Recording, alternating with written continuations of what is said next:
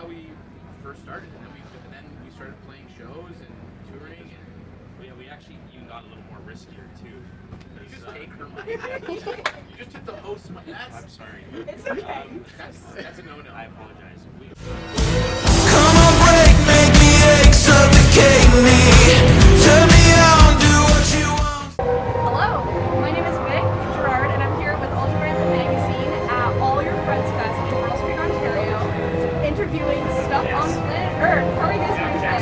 We are doing fantastic. We are super honored to be here today, watching some of our favorite bands that we grew up with, and we're blessed. That's amazing. That's what I like to hear.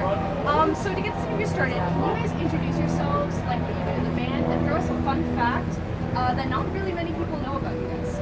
Okay, I'm Adam. I play guitar and I sing. I'm Andrew, and I play drums. Where was your fun facts? Well, let's see the fun fact now. Okay, I'm Al. I sing and play bass, and the fun fact is that I make really good pasta. I think the fun fact was about the band, but Al is my fun fact is Al's a narcissist. I'm kidding. Okay. I think the fun fact about the band is that we've been doing this for. Wait, I messed it up? It was a fun fact about the band or about us each? Oh, about you guys, about the band. There was no clarity there. Al thinks he's the band sometimes, but we have to humble him. All right. So what's the fun fact about the band? We hate the name So. We hate it. Again, that's only Al. That's only Al. I don't mind it. I don't mind it either. So, anything else?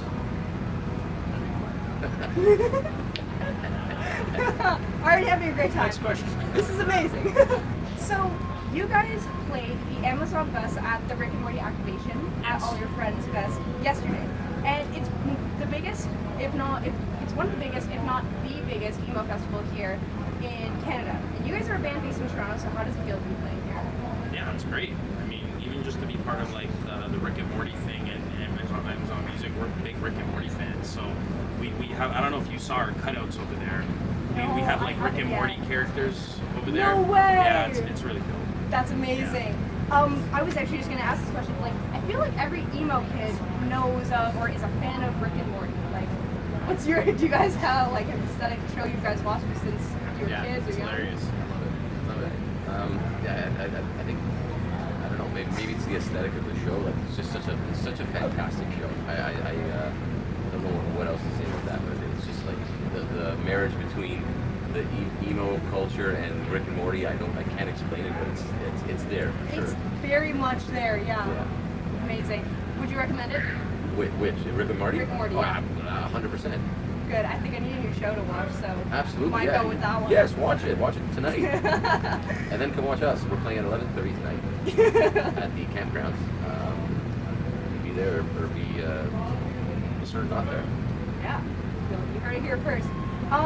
So you guys have recently put out a new single called "Erase Me," which everyone should be streaming right now. And I checked it out. It's a super solid song. Thank you. You're welcome.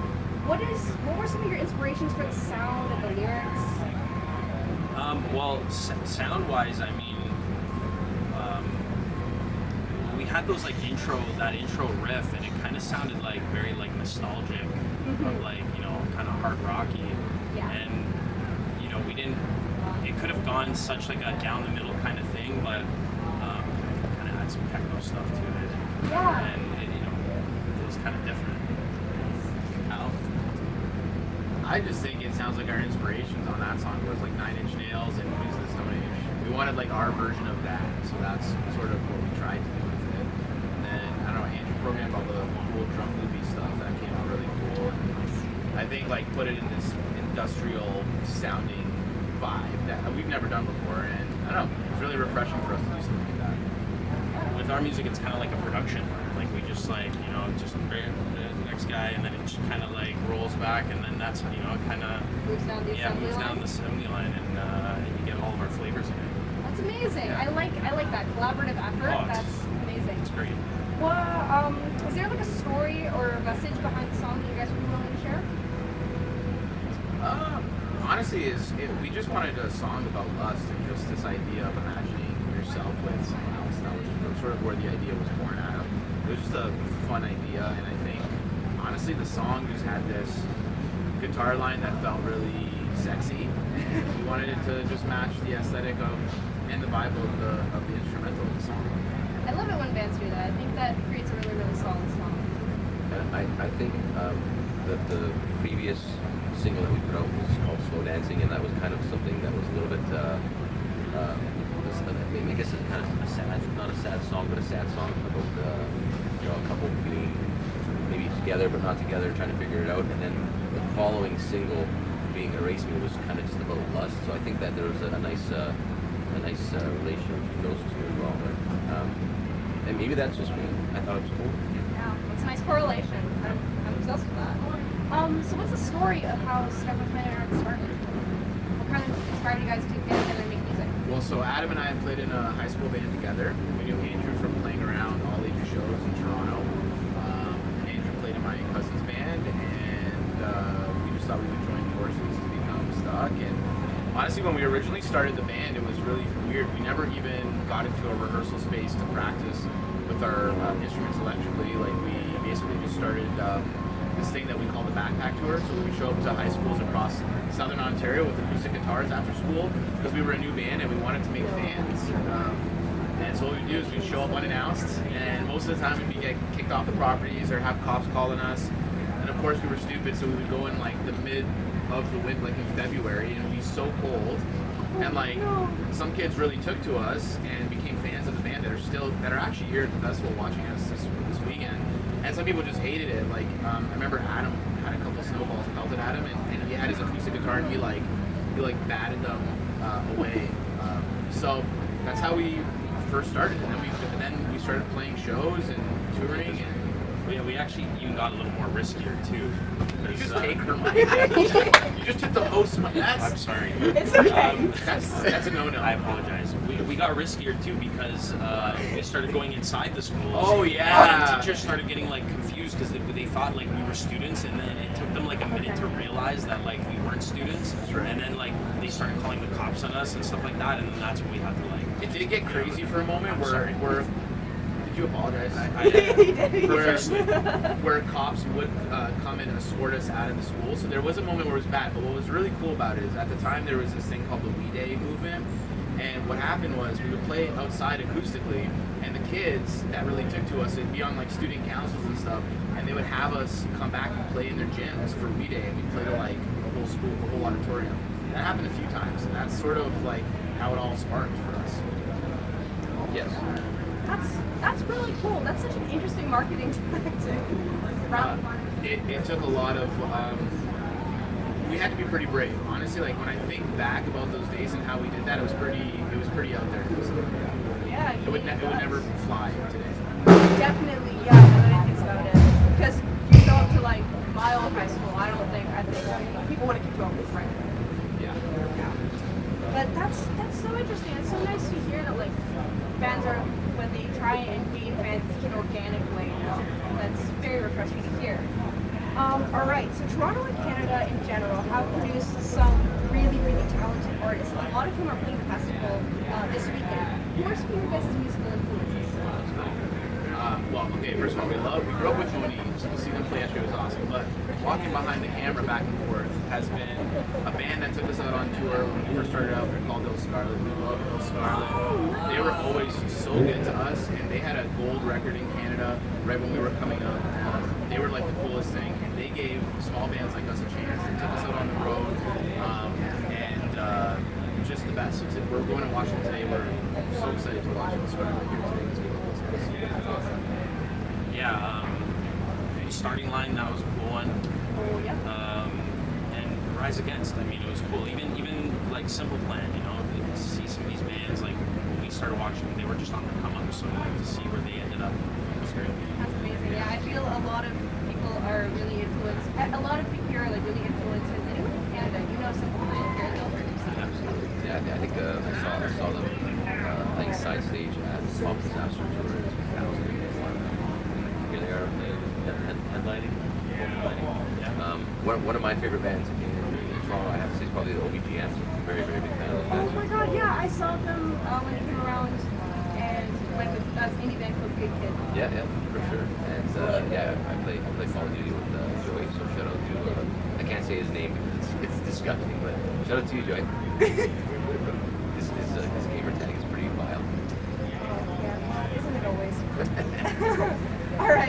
bring up that question. Which artists on the All Your Friends lineup they could have played yesterday or today are you really excited to see?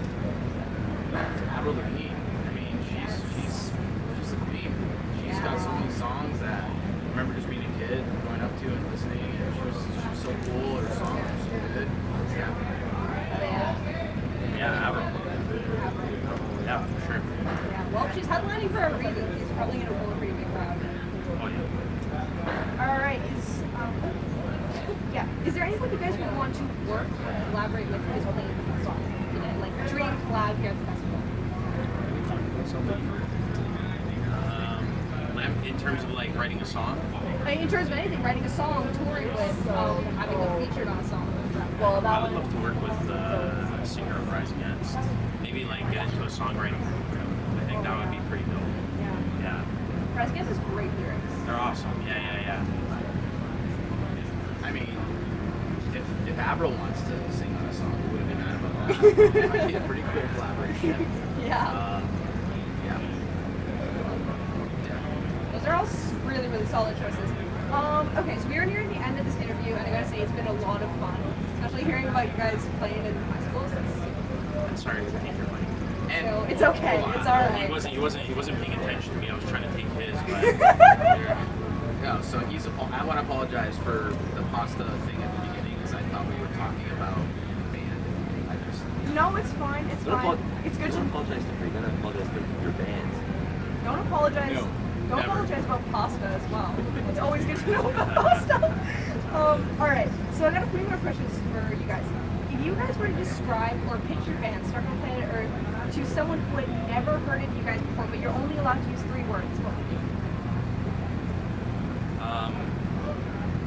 well, I can come up with one word. I think there's like a little bit of nostalgicness Yeah. with us. Yeah, I would say a little bit nostalgic. All right. That's it. I don't know, that's a tough one. Maybe is kick-ass. Is that good for one word? Yep. All right, We'll say kick-ass. counts for one word. You just put the little slash. Yeah. Yeah. so am I doing 1 word or 3 words? You do one, you do three. Do one. Yeah, 1, 2, and then 3. Melodic. Melodic. Yeah, melodic. Yeah. You know what? I agree with all of those. It's amazing. So, nostalgic, kick-ass, and melodic. That's 3 words to describe Stuck on Planet Earth. I gotta say, they fit pretty well. Oh, yeah. All right. Is there anything that Stuck on Planet Earth is doing soon you want to shout out? A show, a tour, new music? We are playing in Montreal at the Etal Fest. We're playing Playing at Oshawa, the Fillmore Theater, and we're playing at South Beach Fest at the end of the summer. And we were here doing the Rick and Morty activation because we have a song coming out on the Rick and Morty mixtape. It's a cover by Joe Walsh, who is from the Eagles, and he wrote a song called In the City. And we covered that, we did our rendition of it, and we recorded it in the studio like 2 weeks ago, and it's coming out in the next month. And we're very excited about it because it's a cool song. Is there a pre-save that you want to direct people to? I don't think there's a pre-save yet. Soon. Okay. Soon. All right. Well, soon, go pre-save their company. Yes. All right, and see if you can come out to all those shows because these guys are pretty awesome live. All right, is there anything that you'd like to say to anyone out there, new fans, old fans, any one of your musician friends? Love it. All love. Simple but effective. I love that. All right, and that is it for today. Thank you so much to these guys in Stuck on Planet Earth. Go stream their new single Erase Me and keep an eye out for their cover on the Rick and Morty mixtape here at All Your Friends Festival. Thank you so much, you guys. Thank you. You're welcome.